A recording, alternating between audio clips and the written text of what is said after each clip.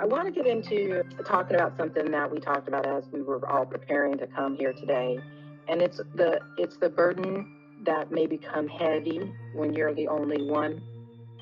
And we had the question about what do you do, one of our audience members, what do you do when you don't have any Black board members or people of color representation and you have an all-white board, right?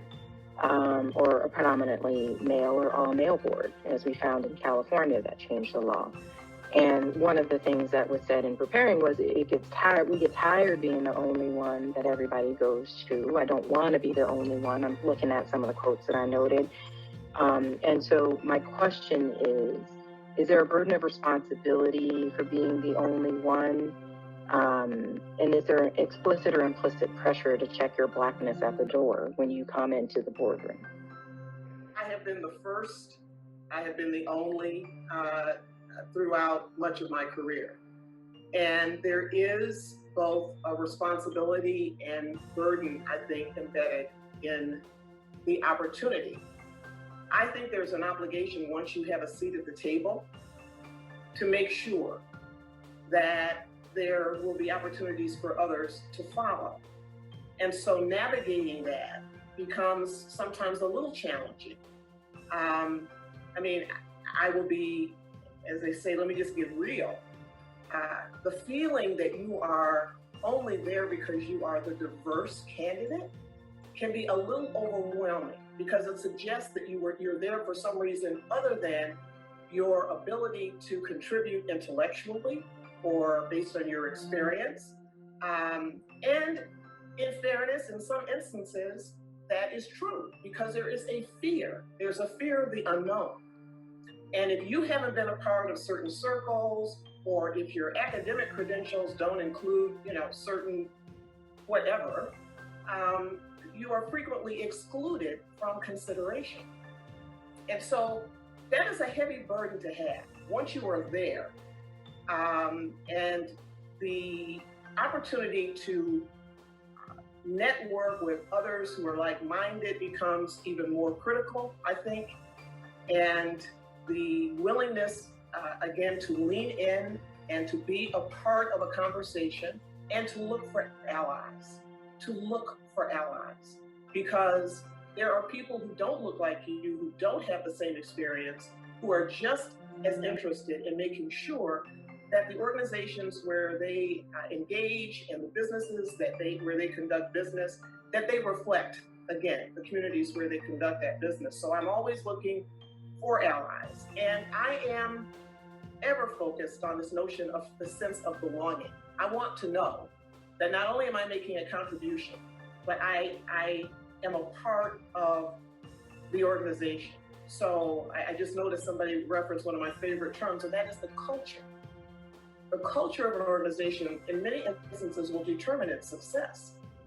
And absent the willingness to embrace, engage, and include, that culture is very, very lacking.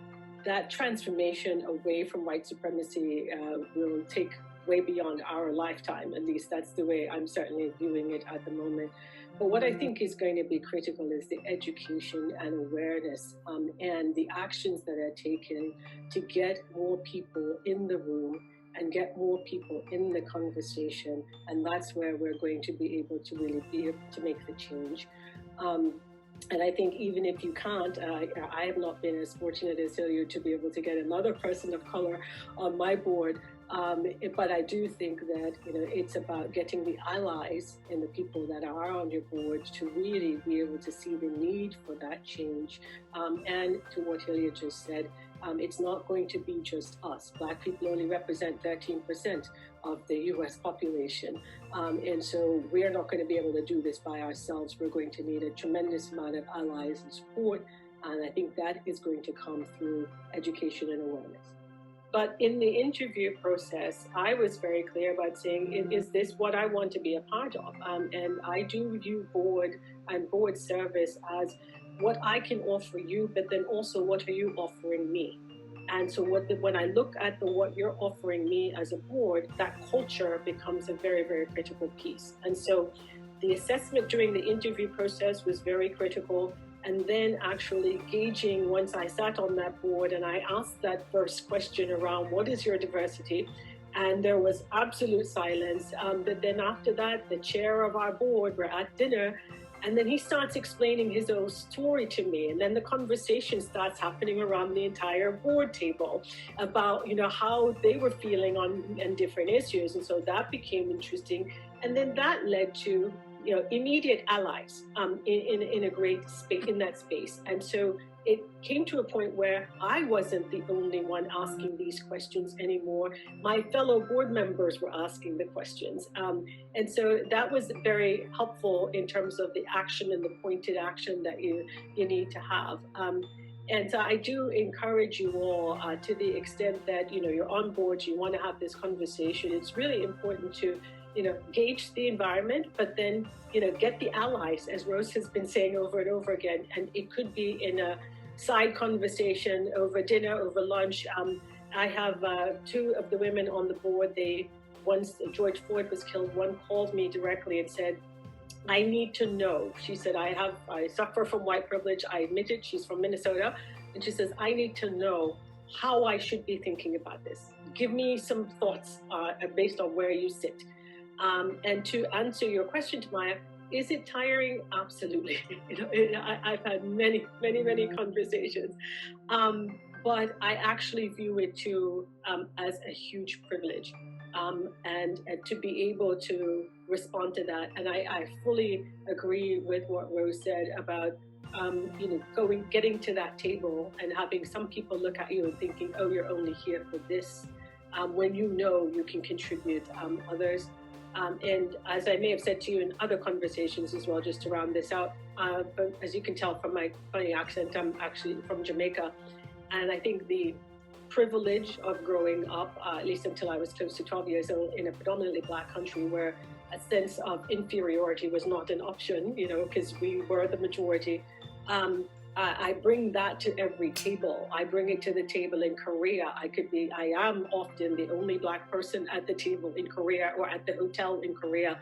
But my whole thought is that, no, I belong here, and there's nothing you're going to say that is going to make me feel any differently about this. And it is from that perch that I am then able to say, I'm bringing my whole self.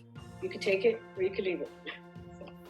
I happened to speak at a Women in Tech conference last year, and this generation of employees who are coming into your companies are not going to come to your company and are not going to give you the benefit of their expertise unless you show them that you are serious about a lot of these issues. I happen to have a 19-year-old, and I mean, she is very, very clear about the fact that there are certain places that she will work and certain places that she will not work.